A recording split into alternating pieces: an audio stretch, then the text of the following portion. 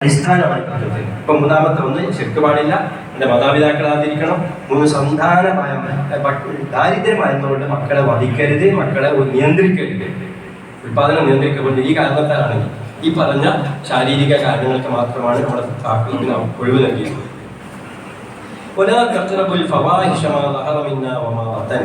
മ്ലേച്ഛ കൃത്യങ്ങളുമായിട്ട് അടുക്കുക തന്നെ ചെയ്യരുത്. ഒരാ തക്രബ് നിങ്ങൾ സമീപിക്കരുത്. അൽ ഫവാഹിഷ, ഫാഹിഷത്തുൻ എന്ന അറബി പദത്തിന്റെ ബഹുവചനമാണ് ഫവാഹിഷ്. മലയാളത്തിൽ ഒറ്റവാക്കിന് അർത്ഥം പറയാം മ്ലേച്ഛ കൃത്യങ്ങൾ, വെറുക്കപ്പെട്ട കാര്യങ്ങൾ. എന്തൊക്കെയാണ്? മനുഷ്യൻ എന്ന് പറയുന്ന സഭ്യതരമല്ലാത്ത ഒരു സംസ്കാരവും അംഗീകരിക്കാത്ത കൃത്യങ്ങളൊക്കെ ഫവാഹിഷാണ്. വ്യഭിചാരം, കളവ് പറയുന്നത്, മോഷണം തുടങ്ങിയ ഒരുപാട് ഉദാഹരണങ്ങൾ നമുക്ക് കാണാൻ കഴിയും. സ്ത്രീ പുരുഷ അനിയന്ത്രിതമായ ഇടപെടലുകൾ, നിശാ ക്ലബുകൾ തുടങ്ങിയൊക്കെ അതിൻ്റെ ആധുനിക ഉദാഹരണങ്ങളാണ്. അത് അടുക്കരുത് പറയുമ്പോൾ മനുഷ്യന് നേരത്തെ പറഞ്ഞ പെൺകുറ്റമുണ്ടല്ലോ, സന്താന ഹത്യ നടത്തേണ്ടി വരുന്നത് ഈ അവിഹിത വീഴ്ചകൾ കൊണ്ടാണ്. അപ്പം കേരളത്തിൽ പ്രമാദമായ നടി ഈ പീഡന കേസും അതിൻ്റെ വിധികളൊക്കെ ചർച്ച ചെയ്യുമ്പോൾ അതിനൊക്കെയാണ് ഈ കൊല്ലേണ്ടി വരുന്നത് അവിഹിതമായി ജനിക്കുന്നതുകൊണ്ടാണ്. അപ്പം അതിന് കാരണമാകുന്ന പ്രവൃത്തി ഉണ്ടാവരുത്. നിർലജ്ജത എന്ന് ഫവാഹിഷിനൊക്കെ പറയാം. ഒരു മനസ്സാക്ഷിക്കുത്ത് അനുഭവപ്പെടുന്ന തെറ്റുകളാണ് ഫവാഹിഷ്. അടുക്കുക തന്നെ ചെയ്യും. നാലാമത് ഒരാൾ ഫവായ 2 ഐറ്റം ഉണ്ട് ഈ ഫവാഹിഷ്. ഒന്ന് ഹറമില്ല, പ്രത്യക്ഷമായ പരസ്യമായ തിന്മകൾ, മോഷണം, പിന്നെ വ്യഭിചാരം, മറ്റുള്ള. ഒന്നുമാ ബത്തൻ, ഗോപ്യമായ തിന്മകൾ, മനസ്സിനുള്ളിലുണ്ടാകുന്ന തിന്മകൾ, അതുമായി സമീപിക്കരുത്. അള്ളാഹു നിഷിദ്ധമാക്കിയ ഒരു ജീവനെ നിങ്ങൾ വധിക്കരുത്. 5ാമത്തെ വലിയ കുറ്റം. മനുഷ്യനെ കൊല്ലാൻ പാടില്ല. മനുഷ്യനെയാണ്, മുസ്ലിമിനെ അമുസ്ലിമിനെ ശത്രുവിനോ കാഫിറിനോ ഉൾക്കൊള്ളുന്ന അർത്ഥത്തിലല്ല. നിങ്ങൾ വധിക്കരുത്. നഫ്സ് എന്ന് പറയുമ്പോൾ ഒരു ജീവൻ എല്ലാതിനും അതിനെ കൊല്ലരുത്. അള്ളാഹു ഹറാമാക്കിയത് ഇല്ലാബിൽ ഹത്യ, അതിൻ്റെ ഹത്തനുസരിച്ചല്ല. കൊലപാതകം ഒരു മതവും പ്രോത്സാഹിപ്പിക്കുന്നില്ല. ഇസ്ലാം വളരെ കണിശമായിട്ട് സംഗതിയാണ്. പിതാവിനെ കൊന്നവനെ കണ്ടാൽ പോലും നിനക്ക് അവിടെ കൊല്ലാൻ അധികാരമില്ല. നിയമത്തിന്റെ മുമ്പിൽ കൊണ്ടുവരാൻ നിങ്ങൾക്ക് മാർഗം ശ്രമിക്കാം. ഇനി കൊല്ലാൻ അനുവദില്ലാവില്ല, ഹത്തനുസരിച്ച് അല്ലാതെ ഹത്തനുസരിച്ച് കൊല്ലാമെന്ന് വരുന്നുണ്ട്. അതാരൊക്കെയാണ്? ഒന്ന് ഘാതകൻ, കൊല്ലണം എന്ന ഉദ്ദേശത്തോടെ ഒരു മനുഷ്യനെ കൊന്നവനെ കൊല്ലാം. അത് നടപ്പാക്കിയത് കൊല്ലപ്പെട്ടവന്റെ ബന്ധുക്കളല്ല, ഗവൺമെന്റാണ്, ഭരണാധികാരിയാണ്. നിയമം കൈയെടുക്കാൻ കൂടെ അനുവദിക്കുന്നില്ല. മറ്റൊന്ന് അനുവദനീയമാകുന്നത് തൻ്റെ മതസ്വാതന്ത്ര്യത്തെ, തൻ്റെ വിശ്വാസത്തെ നശിപ്പിക്കാൻ വരുന്ന ശത്രുവിനെ തടയാൻ വേണ്ടി നടക്കുമ്പോൾ പ്രതിരോധത്തിൽ ചിലപ്പോൾ വധശിക്ഷ നടപ്പാക്കേണ്ടി. മൂന്നാമത്തത് പിന്നെ ഫസാദ് ഉണ്ടാക്കുന്നവനെ കൊല്ലേണ്ടി വരും. ഒരു ശാന്തമായി ജീവിക്കുന്ന ഒരു സമൂഹത്തിൽ, ഒരു രാജ്യത്തിൽ, ആ ശാന്തമായ ജീവിതത്തിൽ ഭംഗം ഉണ്ടാക്കുന്നവന്, ഇന്നത്തെ ഭാഷ പറഞ്ഞാൽ രാജ്യദ്രോഹം തുടങ്ങിയ ശിക്ഷകൾക്കും വധശിക്ഷ അനുഭവിച്ചിട്ടുണ്ട്. ഒരു മനുഷ്യനെ കൊല്ലാൻ പാടില്ല. എവിടെ ലോകം നിൽക്കുന്നത്? നമ്മളിപ്പം കേരളത്തിൽ ഏറ്റവും വേണ്ടത്ര മാധ്യമ ശ്രദ്ധ കിട്ടാതെ പോയ ഒരു കൊലപാതകമാണല്ലോ. ഒരു ഇതര സംസ്ഥാന തൊഴിലാളി, ഒരു പാവം മനുഷ്യൻ, കുഞ്ഞുങ്ങളും ഭാര്യയും ഉള്ള ഒരു മനുഷ്യൻ ജോലി കേരളത്തിൽ എത്തിയപ്പോഴും അവൻ അടിച്ച് കൊല്ലാണ്.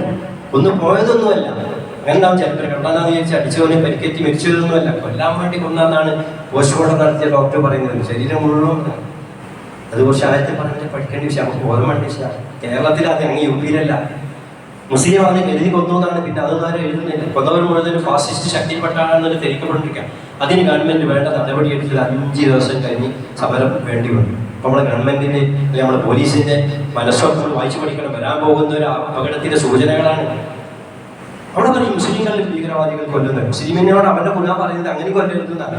അത് നിയമം നടപ്പാക്കണം. അത് ഒരു കാരണവശാലും നമ്മളാരും ഇത്തരം ഇടപാടുകൾ പെട്ടുപോകരുത് കൂടെ നമ്മൾ പഠിപ്പിക്കണം. അപ്പോൾ ഒരു മനുഷ്യന് ജീവിക്കാൻ അവകാശമുള്ളതാണ്. ഏത് വിശ്വാസത്തിൽ അവന്റെ വിശ്വാസം മറ്റൊരു വിശ്വാസത്തെ ചോദ്യം ചെയ്യാതെ അവൻ ജീവിക്കുമ്പോൾ അത് ഇപ്പൊ മുസ്ലിം ആയില്ല, അവൻ ജൂതനായി എന്ന കാരണത്തിൽ ജൂതനെ കൊല്ലാൻ ഖുർആൻ സമ്മതിക്കുന്നില്ല. അതിന് ഏറ്റവും വലിയ തെളിവാണ് മദീനയിൽ എത്തിയ റസൂൽ സല്ലല്ലാഹു അലൈഹി വസല്ലമ മദീനയിൽ നിലവിലുള്ള ജൂത സമൂഹവും ഇസ്ലാമും തമ്മിലുണ്ടാക്കിയ കരാർ. പിന്നെ നബി സല്ലല്ലാഹു അലൈഹി വസല്ലമക്ക് ഭൂരിപക്ഷവും ശക്തിയും അധികാരവും പട്ടാളം ഒക്കെ ഉണ്ടായ ശേഷവും ഈ കരാർ ലംഘിച്ചിട്ടില്ല. ജൂതനായി ജീവിക്കാം, അവന്റെ ആരാധന നടത്താനുള്ള. അപ്പൊ വിശ്വാസം മനുഷ്യന് കൊല്ലാനുള്ളതല്ല.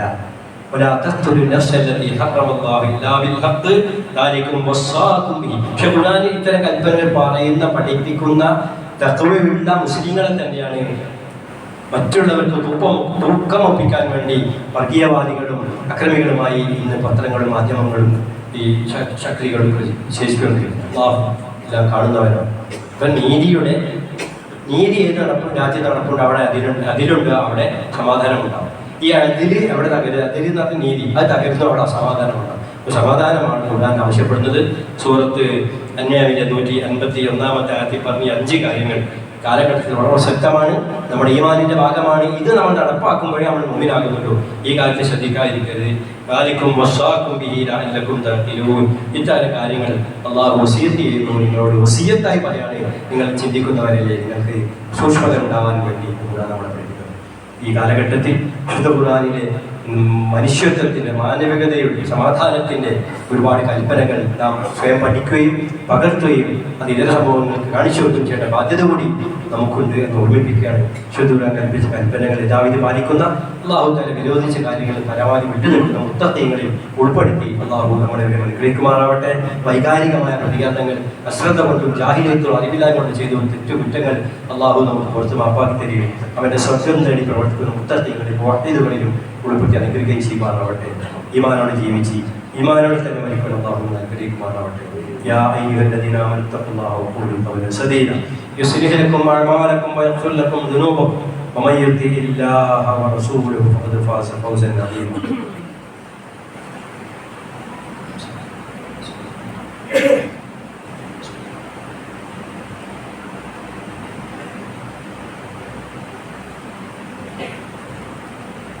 إن الحمد لله الذي أنعمنا وهدانا إلى دين الإسلام. اللهم صل على محمد وعلى آل محمد كما صليت على إبراهيم وعلى آل إبراهيم إنك حميد مجيد.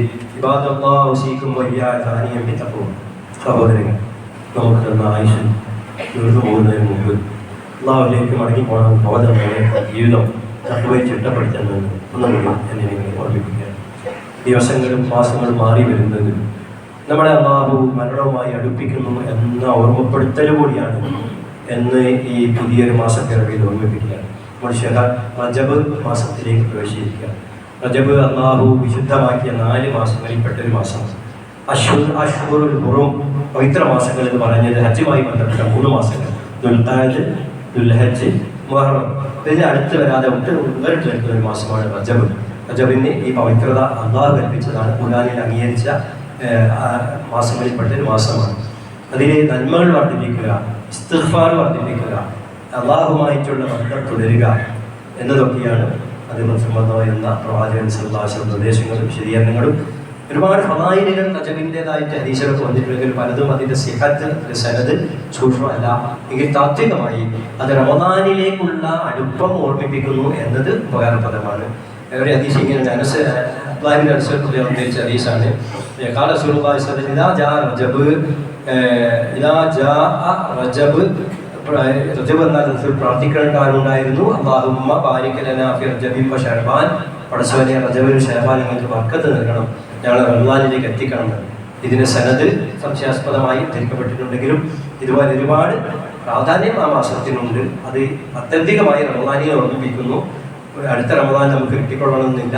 കഴിഞ്ഞ റമദാൻ കിട്ടിയ വരി നമ്മുടെ ഒപ്പം ഇല്ല. അപ്പോൾ മരണബോധവും പരലോക ബോധവുമാണ് ഈ കലണ്ടർ മാറി വരുമ്പോൾ, മാസം മാറി വരുമ്പോൾ നമുക്ക് ഉണ്ടാവേണ്ടത്. അതോടൊപ്പം ഇംഗ്ലീഷ് മാസത്തിൻ്റെ ഒരു വർഷ പുലരി കൂടി വരികയാണ്. അതിൽ ശറഴിയായി പ്രാധാന്യമൊന്നുമില്ലെങ്കിലും ജനങ്ങൾ വലിയ പ്രാധാന്യമുള്ളത് പുതുവർഷ പുലരിയാണ്. അതും നമ്മൾ ഓർക്കേണ്ടത് മരണത്തിൻ്റെ എനിക്ക് അമ്മ കണക്കാക്കിയ ഋതു ദിവസമാണെങ്കിൽ അതിലേക്കൊന്ന് പറഞ്ഞല്ലോ എന്ന ചിന്തക്കാണ്. അല്ലാതെ ആ ദിവസം പുലരുമ്പോൾ മദ്യപിച്ച് കൂത്താടി ആസ്വദിക്കണം, അതിൻ്റെ ഒരു സുന്നത്തും നമ്മുടെ ഇടയിൽ ഉണ്ടായി പോകരുത്.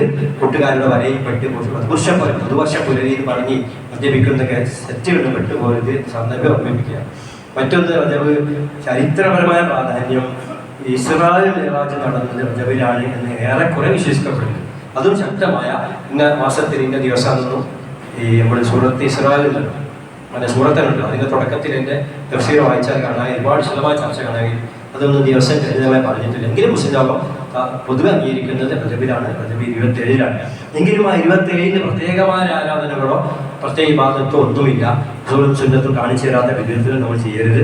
അതോടൊപ്പം ഈ ഒരു ബോധം അതുകൊണ്ടാണ് റമദാൻ അടുക്കുന്നുണ്ട്, ജീവിതം ചിട്ടപ്പെടുത്തണം എന്ന ബോധവും ഇൻഷാ അല്ലാഹ് ആയുസ് തീർന്നു പോകുന്നു എന്ന ബോധവും ഈ റമദാനിൽ റജബിൽ അള്ളാഹു കൽപ്പിച്ച പുണ്യങ്ങളും ബർക്കത്തുകളും ലഭിക്കുന്നവരിൽ ചില ഹദീസിൽ വന്നത് ദുആ കൂടുതൽ സ്വീകരിക്കപ്പെടും. കൂടുതൽ ബർക്കത്ത്, ഭക്ഷണത്തിന് വിശാലത ലഭിക്കും, രോഗം ശമനമാകും തുടങ്ങിയ ഹദീസുകൾ വന്നിട്ടുണ്ട്. അള്ളാഹു അതിൽ എന്തെല്ലാം നന്മ നമുക്ക് നൽകുന്നു ആ നന്മയെല്ലാം ലഭിക്കുന്ന ഭാഗ്യന്മാരിൽ അള്ളാഹു നമ്മെ ഒളിപ്പിച്ച് അനുഗ്രഹിക്കുമാറാവട്ടെ. മരണത്തിലേക്കുള്ള ദൂരം കുറയുന്നു എന്ന ബോധം നിലനിർത്തി ഹറാമുകളിൽ വിട്ടു നിന്ന് ഹലാൽ വർദ്ധിപ്പിക്കുക, സുന്നത്ത് വർദ്ധിപ്പിക്കുക അള്ളാഹു അനുഗ്രഹിക്കുമാറാവട്ടെ. അള്ളാഹു സുബ്ഹാനഹു വ തആല നമ്മുടെ പ്രിയപ്പെട്ട മരിച്ചവരായ മാതാപിതാക്കൾ, പിതാവികൾ അവർക്കെല്ലാം മഗ്ഫിറത്ത് നൽകുകയും നമ്മയും അവരെയും അവരുടെ ജന്നാത്തിന് അണിവിൽ ഒരുമിച്ചിട്ട് അനുഗ്രഹിക്കുമാറാവട്ടെ. പലരും രോഗികളാണ്, ദുആ വസിയത്ത് ചെയ്തിട്ടുണ്ട്. രോഗം അനുഭവിക്കുന്ന സഹോദരി സഹോദരന്മാർക്ക് ആശുപത്രി കഴിയുന്നവരുണ്ട്, വസിയത്ത് പറഞ്ഞ് അറിയിച്ചിട്ടുണ്ട്. ആ നല്ല സഹോദരി സഹോദരന്മാർക്ക് അള്ളാഹു ശിഫ നൽകുകയും നല്ല ആരോഗ്യം, നല്ല മനസ്സിനെ അനുഗ്രഹിക്കുമാറാവട്ടെ. നമ്മുടെ എല്ലാ സദുദ്ദേശങ്ങളും അള്ളാഹു നമ്മുടെ ദുആ കബൂലാക്കിക്കൊണ്ട് സാധിപ്പിച്ചു തരുമാറാവട്ടെ. എല്ലാ വിപത്തുകളിൽ നിന്നും, രാജ്യത്തുണ്ടാകുന്ന കാലവിപത്തിന് പുറമെ തന്നെ ഭരണകൂടത്തിൽ നിന്നും, മുസ്ലിം വിരുദ്ധ നിയമങ്ങളിൽ നിന്നും അള്ളാഹു നമ്മെ നമ്മുടെ ഉമ്മത്തിനെ കാത്തുരക്ഷിക്കുമാറാവട്ടെ. وأقول قولي هذا وأستغفر الله الذي لي ولكم وللمسلمين واستغفروه إنه هو الغفور الرحيم. إن الله وملائكته يصلون على النبي يا أيها الذين آمنوا صلوا عليه وسلموا تسليما. اللهم صل على نبيك محمد المصطفى صلى الله عليه وسلم وعلى آله وصحبه ومن تبعهم بإحسان إلى يوم الدين. اللهم ارضنا الشرف الخلفاء الراشدين وعن بقية أصحاب رسولك أجمعين. اللهم اغفر للمؤمنين والمؤمنات والمسلمين والمسلمات الأحياء منهم والأموات إنك مجيب الدعوات يا قاضي الحاجات. اللهم أجرنا من النار، اللهم أجرنا من النار، اللهم أجرنا من النار. اللهم لا تشفي خلقنا بالنار ولا تجعلنا من حطب النار. اللهم أعز الإسلام والمسلمين وأذل الشرك والمشركين. اللهم انصر إخواننا المظلومين في كل مكان. اللهم دمر أعداءك وأعداء الدين. اللهم إنا نسألك علما نافعا ورزقا واسعا وشفاء من كل داء. اللهم اشف أمراضنا واقض حوائجنا وأد ديوننا يا قاضي الحاجات. ربنا هب لنا من أزواجنا وذرياتنا قرة أعين واجعلنا للمتقين إماما. ربنا آتنا في الدنيا حسنة وفي الآخرة حسنة وقنا عذاب النار. وذكر الله أكبر. أقم الصلاة إن الصلاة تنهى عن الفحشاء والمنكر